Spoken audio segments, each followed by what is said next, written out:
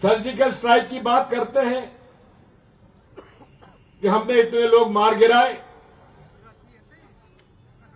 लेकिन प्रमाण कुछ नहीं, केवल झूठ का पुलिंदा से ये राज कर रहे हैं। मैं आपसे कहना चाहता हूं, ये देश सबका है। आदरणीय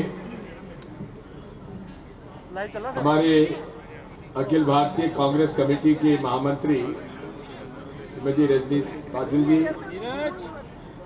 संसद सदस्य आदरणीय जयराम रमेश जी, हमारे पूर्व केंद्रीय मंत्री तथा एआईसीसी के आदरणीय महामंत्री महोदय, हमारे शेर जम्मू भाई रमन भल्ला जी, हमारे मंच पे विराजमान आदरणीय मुलाराम जी, आदरणीय चिप साहब, आदरणीय ताराचंद जी, आदरणीय हमारे पीरजादा साहब, हमारे पुराने लीडर हैं, हमारे पास रविंद्र शर्मा जी, और हमारे मेरा बच्चा समान है, इनके पिता मेरे साथ मंत्री रहे, ये भी मंत्री हुए, कमलेश्वर पटेल जी, और उपस्थित सभा हमारे जम्मू के आदरणीय बहनों और भाइयों।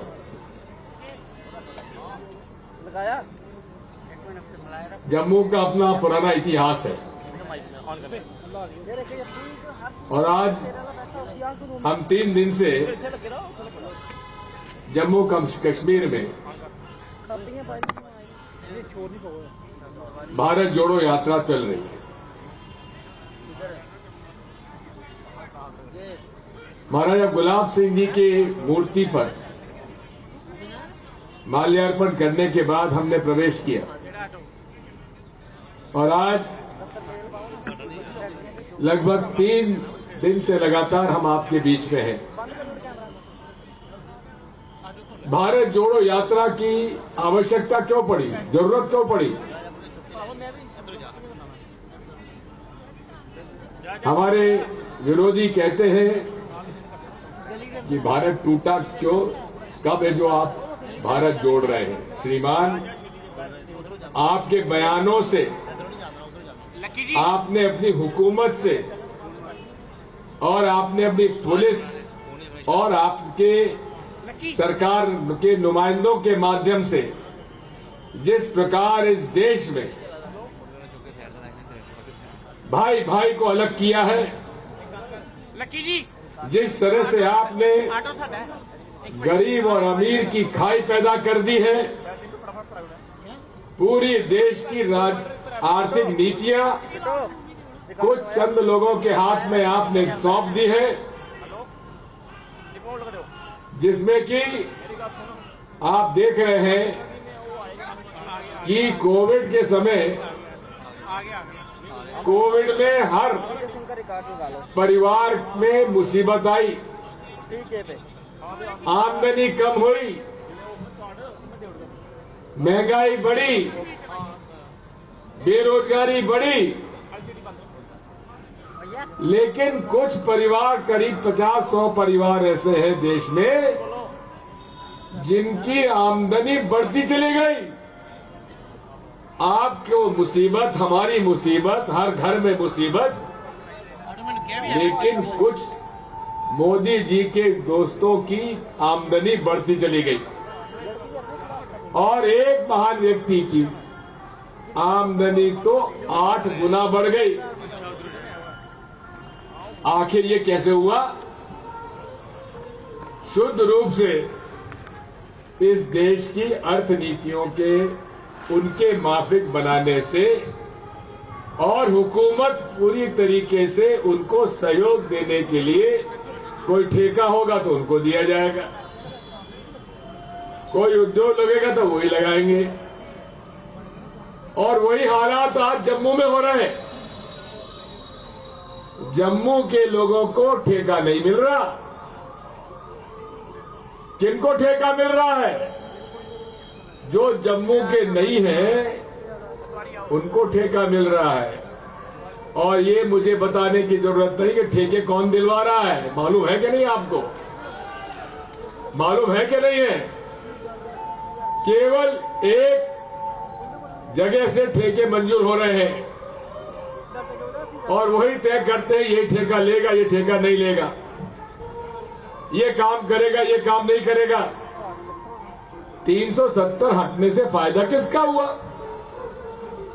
कहते थे साहब आतंकवाद समाप्त हो जाएगा, हिंदुओं का बोलबाला हो जाएगा, लेकिन जब से धारा 370 घटी है आतंकवाद बढ़ा है। रोज कुछ न कुछ घटना हो रही है। पहले एक जमाने में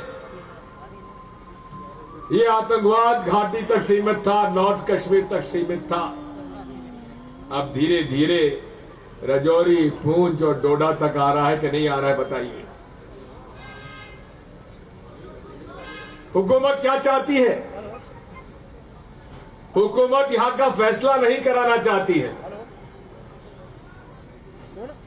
यहां की समस्या का निदान नहीं करना चाहती है। ये समस्या कायम रखना चाहती है ताकि कश्मीर फाइल्स जैसी सिनेमा बनते रहे, पिक्चरें बनती रही और लोगों में, हिंदू मुसलमानों में नफरत फैलाती रहे। ये हो रहा है कि नहीं हो रहा है? कभी आपने देखा कोई प्रधानमंत्री किसी फिल्म का प्रचार करने गया? लेकिन नरेंद्र मोदी कश्मीर फाइल्स की प्रचार करने के लिए जरूर गए। बात वही है। आज भारत जोड़ो यात्रा की आवश्यकता इसलिए पड़ी, उदयपुर में हमारा चिंतन शिविर हुआ था, वहां ये फैसला हुआ, सोनिया गांधी जी ने घोषणा की कि आप को हम आह्वान करते हैं कि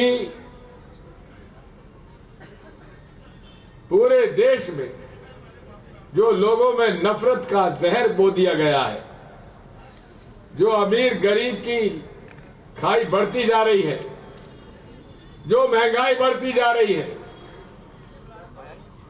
जो हुकूमत अन्याय और अत्याचार में लगी हुई है, संविधान को समाप्त किया जा रहा है, ऐसे वक्त में हमें भारत जोड़ो यात्रा निकालना चाहिए। जब भारत जोड़ो यात्रा का फैसला हुआ तो यही भारतीय जनता पार्टी के प्रचारक लोग, आरएसएस के प्रचार करने वाले लोग कहते थे कि ये सब नाटक नौटंकी है, ये चल नहीं पाएंगे, ये बीच में छोड़ के चले जाएंगे। फिर कहने लगे कि इन्होंने तमिलनाडु कन्याकुमारी से इसलिए शुरुआत की है कि वहां कांग्रेस का असर थोड़ा बहुत है, वहां भाजपा कमजोर है, इसलिए कन्याकुमारी चुना। और उस दिन 7 सितंबर को राहुल गांधी जी स्वामी विवेकानंद को जो मेमोरियल है उनकी मूर्ति के माल्यार्पण करके उन्होंने शुरुआत की गांधी मंडपम से।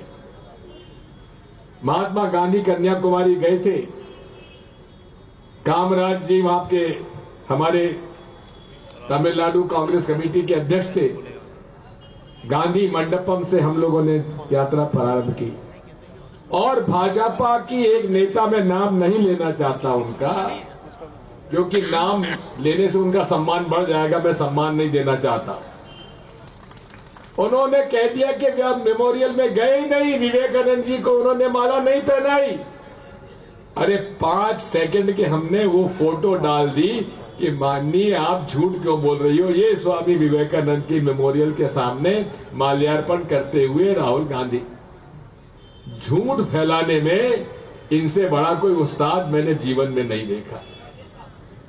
झूठे व्हाट्सएप पर खबरें फैलाने में इनसे बड़ा मैंने उस्ताद नहीं किया।